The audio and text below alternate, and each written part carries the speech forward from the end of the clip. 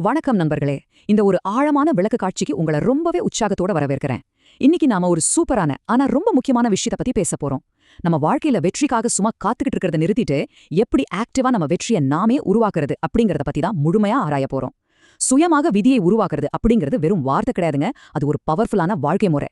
வாங்க, வெற்றிக்கான அந்த தமிழ் ஞானத்தை ஒன்னா சேர்ந்து கத்துக்கிட்டு நம்ம வெற்றி கதையை ஆரம்பிக்கலாம். சரி, நாம இதுக்குள்ள ஆழமா இறங்குவோம். உங்ககிட்ட ஒரு நேரடியான கேள்வி. நீங்க எப்பதாவது வாழ்க்கையில அப்படியே ஸ்டக் ஆகி நிக்கிற மாதிரி உணர்ந்திருக்கீங்களா? எல்லாவற்றையும் ஒரே நைட்ல மாத்தக்கூடிய அந்த ஒரு மேஜிக் மூமெண்ட்டுக்காக, உங்களுக்கான சரியான நேரத்துக்காக சும்மா காத்துட்டு இருக்கீங்களா? உண்மையை சொல்லணும்னா, நம்மள நிறைய பேர் இப்படிதான் ஏதோ ஒரு மிகப்பெரிய அற்புதம் நடக்கும்னு வெயிட் பண்ணிட்டே இருக்கோம், இல்லையா? உங்களோட பதிலும் ஆமா அப்படின்னா, கண்டிப்பா இந்த விளக்க காட்சி உங்களுக்கானதுதான். பகுதி 1. உனக்கான நேரம் கட்டாயம் வரும். காத்திருப்பு அப்படிங்கிறதுக்கான இந்த ஆழமான அர்த்தத்தை கொஞ்சம் கவனிங்க. வெற்றிய பத்தின ஒரு மிகப்பெரிய தப்பான எண்ணம் என்ன தெரியுமா? காத்திருப்பு அப்படின்னா நிறைய பேர் எதுவுமே பண்ணாம சும்மா இருக்கிறதுன்னு நினைக்கிறாங்க. ஆனா அது முற்றிலும் தப்பு. காத்திருப்பு அப்படிங்கிறது எந்த வேலையும் செய்யாத ஒரு நிலை கிடையாது. அது ரொம்ப சுறுசுறுப்பான சக்தி வாய்ந்த ஒரு அடைகாக்கும் காலம். அது அமைதியா ஆனா ரொம்ப ஆழமா நம்ம வளர்ற ஒரு தயாரிப்பு நிலை. விதை மண்ணுக்குள்ள இருக்கிற நேரம் பார்க்க இருட்டா தெரியலாம். ஆனா அந்த நேரத்துல தான் அது தன்னோட வேர்களை ஸ்ட்ராங் ஆக்கிட்டு இருக்கு. நீங்க இப்போ சந்திக்கிற கஷ்டங்களும் போராட்டங்களும் கூட அந்த வேர்களை பலப்படுத்துற ஒரு முக்கியமான ப்ராசஸ் தான். பகுதி 2. வெற்றிக்கான தமிழ் ஞானம் மற்றும் நவீன வெற்றியின் வேர்கள். இது எவ்வளவு அழகா சொல்லப்பட்டிருக்கு பாருங்க. இந்த 3 விஷயங்களை கவனிங்க. 1 பொறுமை, 2 உழைப்பு மற்றும் 3 வெற்றி. இது 3ம் ஒரே நேர்கோட்டுல பயணிக்கக்கூடியது. கடின உழைப்பு இல்லாத பொறுமை எந்த பலனையும் தராது. சொல்லப்போனா அது வெறும் சோம்பேறித்தனம். அதே போல பொறுமை இல்லாத கடின உழைப்பு உங்களை சீக்கிரமே சோர்வடைய வச்சு பாதியிலே இலக்க கைவிட வச்சிடும். அப்போ என்னதான் வழி? பொறுமையும் உழைப்பும் கரெக்டான விகிதத்துல இணையும் போது மட்டும்தான் அந்த இறுதிப்படியான வெற்றி சாத்தியமாகுது. இப்போ இங்க இருக்கிற இந்த N1 எதை குறிக்குதுன்னு பாக்குறது ரொம்பவே சுவாரஸ்யமா இருக்கும்.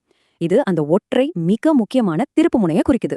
உங்க மொத்த வாழ்க்கையும் மாத்துறதுக்கு உங்களுக்கு தேவையானது அந்த ஒரே ஒரு சரியான தருணம் மட்டுமே. ஆனா அந்த ஒரு தருணம் உங்களோட பல வருஷ கச்சிதமான தயாரிப்போடும் உழைப்போடும் சேரும்போது மட்டும்தான் அது ஒரு மிகப்பெரிய வெற்றியா வெடிக்குது. அந்த ஒன்றுக்காக தான் உங்க ஒட்டுமொத்த வாழ்க்கை பயணமும் ஒவ்வொரு நாளும் காத்துட்டு இருக்கு. பகுதி 3. காத்திருக்காதே, உன்னை தயார் செய். இப்போ நம்ம முன்னாடி 2 மனநிலைகள் இருக்கு. இதை கொஞ்சம் கவனிங்க. 1, சும்மா காத்திருப்பது.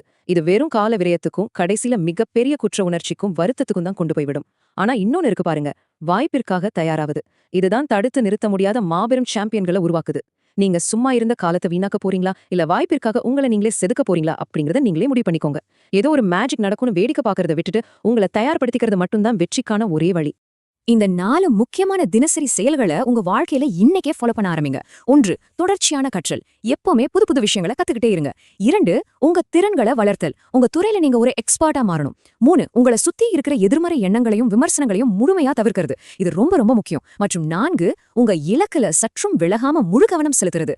உங்களுக்கான அந்த இறுதி தருணம் வரும்போது அதை கெத்தா எதிர்கொள்வதற்கான அசைக்க முடியாத மன வலிமையையும் உடல் வலிமையும் உருவாக்குறது இந்த 4 பழக்கங்கள் தான். இறுதிப் பகுதி. உன் விதியை நீயே எழுது. இப்போ நாம ஒரு முக்கியமான கட்டத்துக்கு வந்திருக்கோம். நேரம் வரும், அப்போது உன் விதியை எழுது. இந்த வார்த்தைகளோட ஆழத்தை கொஞ்சம் புரிஞ்சுக்கோங்க. உங்க வாழ்க்கை அப்படிங்கிறது இன்னும் எழுதி முடிக்கப்படாத ஒரு வெற்று காகிதம் மாதிரி. இதுவரைக்கும் நம்ம பண்ண அத்தனை தயாரிப்புகளும் இதுக்காக தான். அந்த புத்தகத்துல வேற யாரோ கதையை எழுத அனுமதிக்காதீங்க. உங்க கதையோட ஹீரோவும் நீங்க தான், டைரக்டரும் நீங்க தான். அந்த திரைக்கதையை எழுத போற பேனா உங்க கையில தான் இருக்கு. அந்த சரியான நேரம் வரும்போது எதற்கும் தயங்காம உங்க வெற்றி கதையை நீங்களே உங்க கைகளால எழுதுங்க.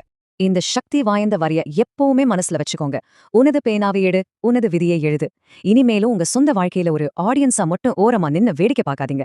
களத்துல இறங்குங்க. உங்களுக்கான அந்த தடுத்து நிறுத்த முடியாத வெற்றி கதையை இன்னைக்கே இப்போதே எழுத தொடங்குங்க.